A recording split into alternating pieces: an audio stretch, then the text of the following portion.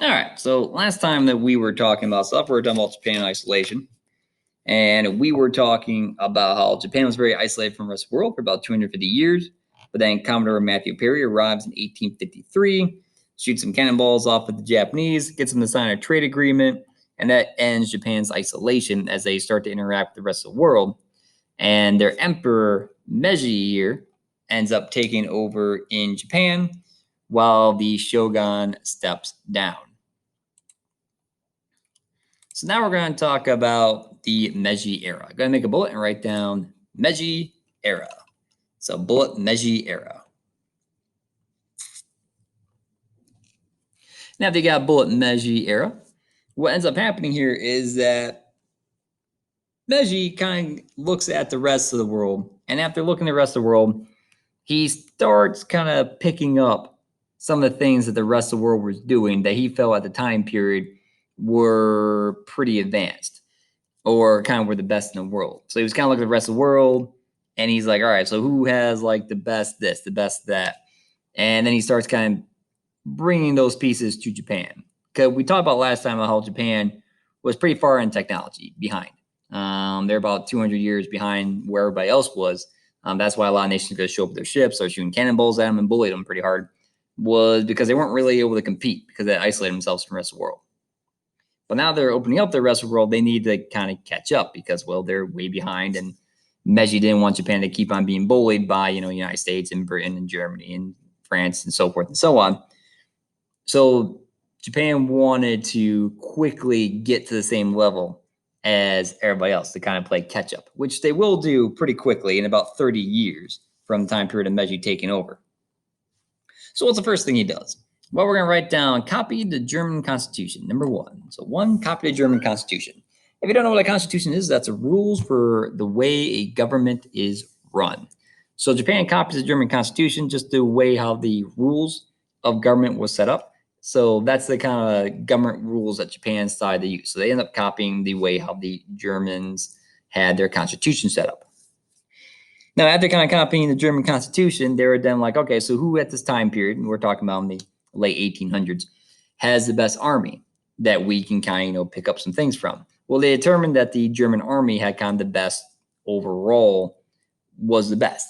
So what they end up doing, they end up hiring some ex-German officers from Germany to come over to Japan and train their soldiers just like German soldiers. They also bought some German guns, figured out how those German guns were made. So basically, took those guns apart, figured out how those guns were made, and they started making guns just like the Germans. So they hired German army officers to train the soldiers just like Germans. So their soldiers were trained the same way. And they bought guns from Germany as well and started making their guns basically the exact same way the Germans made their guns. Gonna make it two. We're gonna write down copied German army. So two, copied German army. So two, copied German army.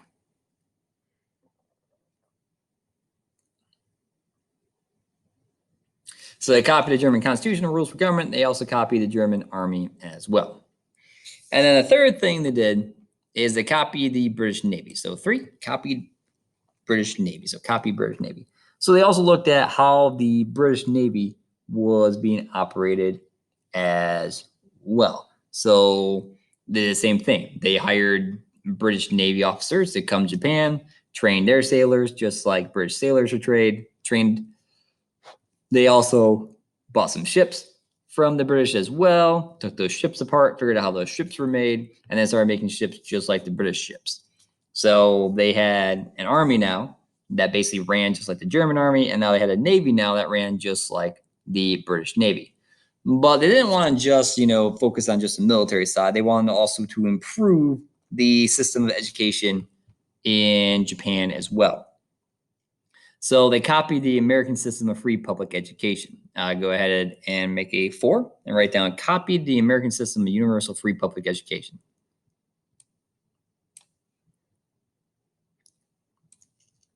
So they also copied the American system of free public education. Now, the time period, free public education only went from first to 9th grade.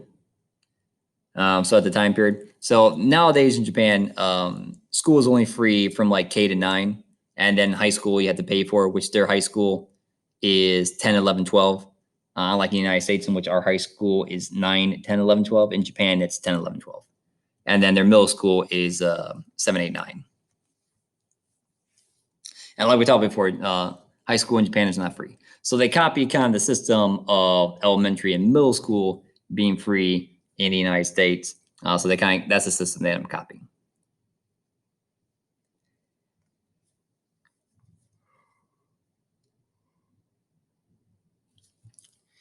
So now they got a good army, they got a good navy, they have their kids getting educated.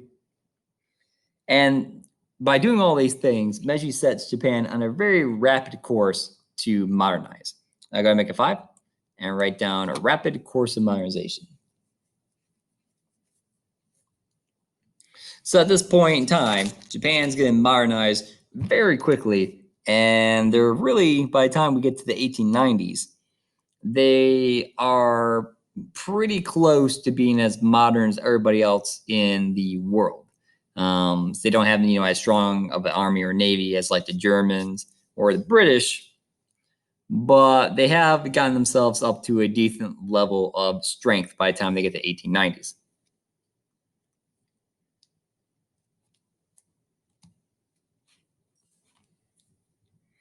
And one of the ways how they kind of, also figured out how to modernize Japan is just terms of like factories and so forth. And they sent a lot of their students, overseas for like overseas study. And then when those students came back, then they were able to kind of teach other people about some of the things that they had learned. They also embarked on a lot of railroad construction. So in 1872, there weren't really that many railroads in Japan. By 1914, they had like 7,000 miles. So they really kind of pushed up things. And in 1894, Japan, because of how quickly they were modernized and because now they actually had like an army and a navy, they're able to renegotiate those trade treaties that they had negotiated back in the 1850 and 1860s. And we talked about before how those trade treaties, how you had extraterritoriality, which is you committed a crime in Japan, you would then be sent over to the United States. So you'd be sent back to your home country for trial. That gets taken out in 1894. So in 1894, they're able to negotiate all that out. So now Japan has an army and a navy. You just can't let it sit around. You got to use it for something. And next time, we'll talk about what they get used for.